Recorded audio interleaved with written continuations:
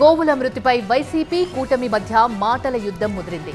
గోశాలలో 100 గోవులు చనిపోతే సీఎం, డిప్యూటీ సీఎం స్పందించరా అంటూ ఫైర్ అయ్యారు వైసీపీ నేత భూమన కరుణాకర్ రెడ్డి. మరోవైపు గోవుల మృతిపై భూమన దుష్ప్రచారం చేయడం తగదన్నారు కూటమి నేతలు. భూమనకు దమ్ముంటే గోవుల మృతిపై చర్చకు రావాలని సవాల్ విసిరారు.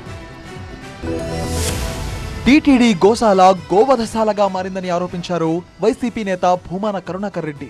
గత 3 నెలల్లో 100కు పైగా గోవులు మృతి చెందాయన్నారు. గోరక్షణ విషయంలో కూటమి ప్రభుత్వం నిర్లక్ష్యంగా వ్యవహరిస్తుందన్నారు. దేశవాళీ ఆవులు చనిపోతున్నా పట్టించుకోవడం లేదన్నారు. చనిపోయిన గోవులకు పోస్ట్ మార్టం కూడా చేయడం లేదన్నారు.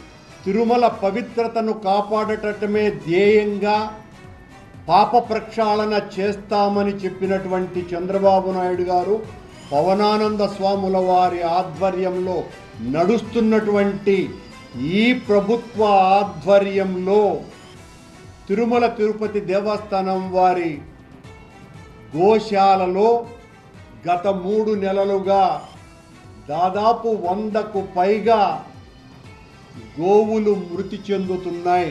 టీటీడీ గోశాలలో 100 గోవులు మృత్యువాత పడ్డాయన్న భూమన కరుణాకర్ రెడ్డి వ్యాఖ్యలు అసత్యమన్నారు బీజేపీ నేత, TTD board member Bhanuprakash Reddy. గత 5 ఏళ్ల పాలనలో ధార్మిక క్షేత్రాన్ని ధనార్జన కేంద్రంగా మార్చిన వైసీపీ కూటమి ప్రభుత్వంపై నిరాధార ఆరోపణలు చేస్తున్నాయన్నారు.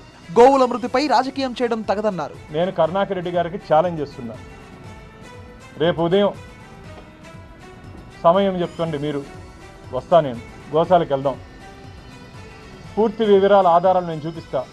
కొన్ని అనారోగ్యరీత్యా కొన్ని గోవులు చనిపోతూ ఉంటాయి, ఆ రికార్డు కూడా మెయింటైన్ చేస్తాం. నేను చూపిస్తా. మీరు చెప్పింది అబద్ధం అయితే రాజకీయాల నుంచి తప్పుకుంటారని చెప్పి నేను కరుణాకర్ రెడ్డి గారికి సవాల్ విసురుతున్నా. భానుప్రకాష్ రెడ్డి ఛాలెంజ్ ను భూమన స్వీకరిస్తారా, చర్చకు సై అంటారా చూడాలి. గోవుల మరణంపై భూమన తప్పుడు ప్రచారం చేస్తూ భక్తుల మనోభావాలను దెబ్బతీస్తున్నారని మండిపడ్డారు మంత్రి ఆనం రామనారాయణ రెడ్డి. టీటీడీని అపవిత్రం చేసిందే భూమన కరుణాకర్ రెడ్డి అంటూ కౌంటర్ ఇచ్చారు ఆనం.